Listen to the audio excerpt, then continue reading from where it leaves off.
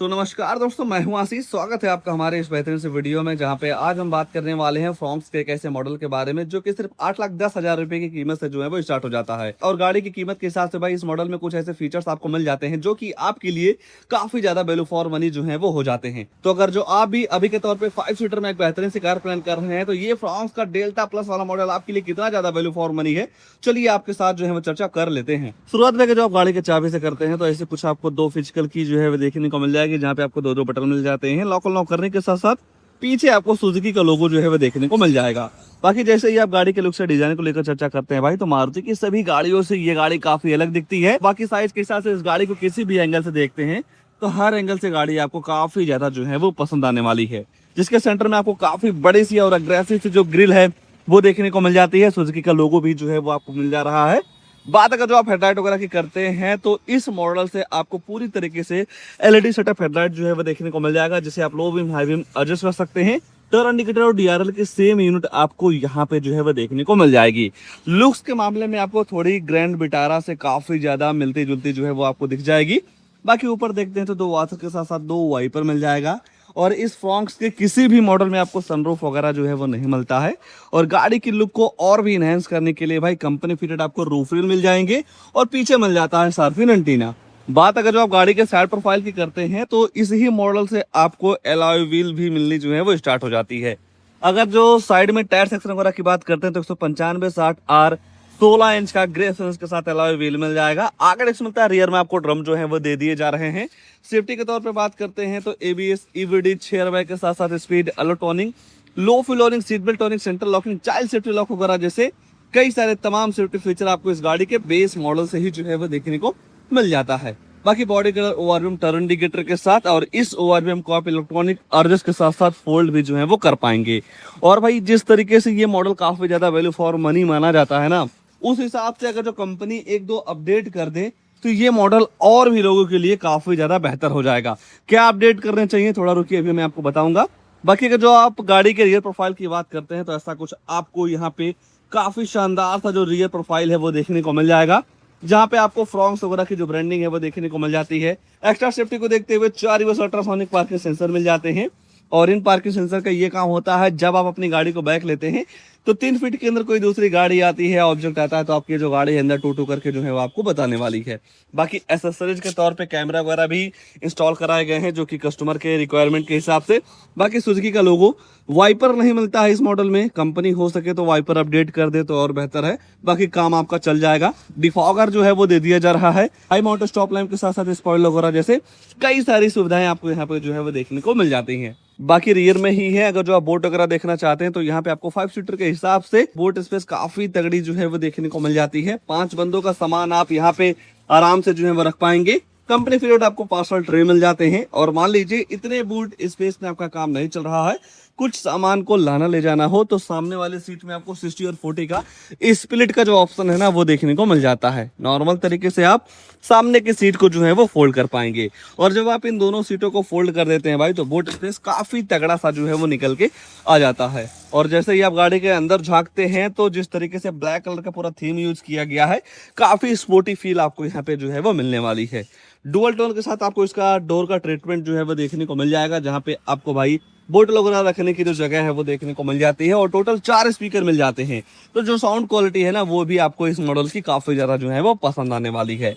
एक दो अपडेट जो मैं बता रहा था आपको, अगर जो कंपनी के द्वारा भाई इस गाड़ी के रियर में ऐसी वेंट्स अपडेट कर दे, जो घुटन वाली फील है ना वो बिल्कुल भी खत्म हो जाएगी। तो मैं तो यही कहना चाहूंगा मारुति से, जब आप कभी अपडेट लाइए फ्रॉन्क्स में तो खासकर इस मॉडल में ये अपडेट जरूर कर दीजिएगा, क्योंकि भाई इस मॉडल को लोग अंधाधुंध पसंद करते हैं। और देखा जाए जरूरत की जहां बात आ जाती है फीचरों की, तो वो सारे फीचर्स यहाँ पे इस गाड़ी में या इस मॉडल में दिखाई देते हैं। तो कंपनी को यहाँ पे अपडेट जरूर करना चाहिए। बाकी leg room, headroom, Thai support वगैरह की बिल्कुल भी जो दिक्कत है वो नहीं होने वाली है। हर जगह आपको एयरबैग की बैजिंग मिल जाएगी, यहाँ पे आपको लाइट वगैरह की सुविधा मिल जाती है। और दोनों साइड आपको हैंडल वगैरह भी जो है वो दे दिया जा रहा है। और जैसे ही आप गाड़ी के डैशबोर्ड पर नजर डालते हैं भाई, तो ऐसे कुछ आपको यहाँ पे शानदार सा जो प्रोफाइल है वो देखने को मिल जाएगा। तो आइए भाई लगे हाथ गाड़ी के आगे क्या सारी चीजें ऑफर की गई हैं उसके बारे में जो है वो चर्चा कर लेते हैं।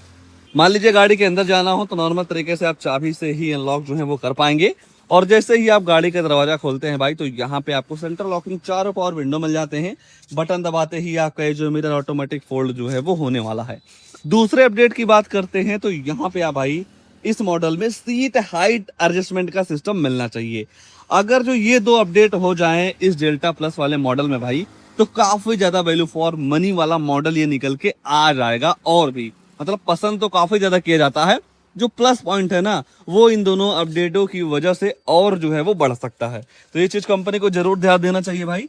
बाकी यहाँ पे आपको हेडरम का लीवर मिल जाएगा, traction control, idle, static stop वाला जो फीचर है ना, वो भी आपको यहाँ पे जो है वो दे दिया जा रहा है। हालांकि भाई भले ही चाबी आपको ऐसे नॉर्मल फिजिकल की मिलती हो, काम आपका वेरिएंट के हिसाब से जो है वो चल जाएगा। गाड़ी को कर लेते हैं भाई स्टार्ट, और जैसे ही आप गाड़ी को स्टार्ट करते हैं तो ऐसे कुछ आपको यहाँ पे एनालॉग एमआरडी जो है वो देखने को मिल जाती है, जहाँ पे आपको छोटी सी डिस्प्ले मिल जा रही है। इस छोटी सी डिस्प्ले में गाड़ी की फ्यूल इकोनॉमी, एवरेज वगैरह का जो इन्फॉर्मेशन है वो आप काफी आसानी तरीके से जो है वो ले पाएंगे। और अगर जो आप स्टीयरिंग को देखते हैं भाई, तो डी कट का यूज आपको स्टीयरिंग पे देखने को मिल जाएगा। ये अलर्ट भी आपको पता चल जाते हैं। सीट बेल्ट नहीं लगाएंगे तो भी आपको गाड़ी बताने वाली है। बाकी जैसे ही आप सुबह सुबह गाड़ी को स्टार्ट करते हैं तो गुड मॉर्निंग का भी मैसेज ये गाड़ी आराम से आपको जो है वो देने वाली है। बाकी स्टीयरिंग ऐसा कुछ डिजाइन के साथ जो है वो देखने को मिल जाएगा, जहाँ पे आपको कई सारे कंट्रोल्स मिल जाते हैं। और यहाँ से आप फोन उठा सकते हैं, काट सकते हैं। वॉइस कमांड का भी फीचर आपको स्टीयरिंग पे ही जो है वो देखने को मिल जाता है। लाइट वगैरह ऑन करने की सुविधा यहाँ पे देखने को मिल जाएगी। यहाँ से आप वाइपर जो है वो चला सकते हैं। ऊपर देखते हैं तो किसी भी तरीके से टिकट होल्डर वगैरह नहीं मिलेगा। यहाँ पे आपको मिरर दे दिए जा रहे हैं। डे नाइट एआरबीएम के साथ साथ लाइट वगैरह की जो सुविधा है वो देखने को मिल जाती है। और जो आप फोन वगैरह से बात करते हो, जो माइक है यहाँ पे लगाई गई है। बाकी जैसे ही आप गाड़ी के सेंटर पर नजर डालेंगे भाई, तो यहाँ पे आपको 7 इंच का फुल एचडी डिस्प्ले मिल जाएगा एंड्रॉइड ऑटो प्ले कारप्ले के साथ। पहले के मुकाबले इसके इंफोटेनमेंट सिस्टम को जरूर अपडेट किया गया है। लोअर वेरिएंट में जाएंगे तो वही पहले वाला मिलेगा, बट इस मॉडल से आपको कुछ डिजिटल टाइप जो है वो देखने को मिल जाएगा। और एवरेज वगैरह का भी इन्फॉर्मेशन आपको इसके एमआरडी में जो है वो पता चल जाती है। और भी 2-4 चीजें काफी बेहतर मिल जाती हैं। जब आप डेली लाइफ में इस इंफोटेनमेंट सिस्टम को चलाते हैं, ऑपरेट करते हैं, तो सारी चीजों का नॉलेज आपको जो है वो हो जाएगा। बाकी सेटिंग वगैरह में जाएंगे तो डिस्प्ले ब्राइटनेस वगैरह के साथ साथ डे टाइम लैंग्वेज वगैरह जैसी चीजों को सेट रीसेट करने का जो सिस्टम है ना, वो भी आपको इस इंफोटेनमेंट सिस्टम में देखने को मिल जाता है। बाकी कस्टमर के द्वारा ऐसी कुछ क्वालिटी का कैमरा एक्सेसरीज के तौर पे जो है वो लगाया गया है। मैं तो यही कहना चाहूंगा भाई, जब भी आप कैमरा लगाइए तो थोड़ी बेहतर क्वालिटी का कैमरा लगवाइए। बाकी यहाँ पे आपको 2.8 इवेंट्स मिल जाएगा। हजार लाइट आप ऐसे ऑन कर सकते हैं। ऑटोमेटिक क्लाइमेट कंट्रोल आपको इस गाड़ी के बेस मॉडल से ही जो है वो देखने को मिल जाता है। जिस हिसाब से आप यहाँ टेम्परेचर सेट करते हैं, उस हिसाब से आपकी जो गाड़ी है ठंडी या गर्म हवा देती है। बाकी नीचे आपको मिल जाएगा 12 वोल्ट का charging socket, USB port, storage, true cup holder, 5 speed manual transmission, gear box, उसके बाद नॉर्मल सा हैंड ब्रेक। किसी भी तरीके से आर्मरेस्ट वगैरह नहीं मिलता है। ग्लो बॉक्स वगैरह की बात करते हैं तो नो डाउट गाड़ी के हिसाब से यहाँ पे काफी बड़ा सा ग्लो बॉक्स भी जो है वो देखने को मिल जा रहा है। तो नो डाउट एक नॉर्मल बायर के हिसाब से देखेंगे तो एलईडी लाइट, अलॉय व्हील, उसके बाद भाई स्टीयरिंग पे कंट्रोल, टच स्क्रीन, कैमरा वगैरह भी आप एक्सेसरीज के तौर पे ले सकते हैं। और सीट कवर वगैरह का डिजाइन भी आपको काफी तकड़ा सा जो है वो मिल जाता है।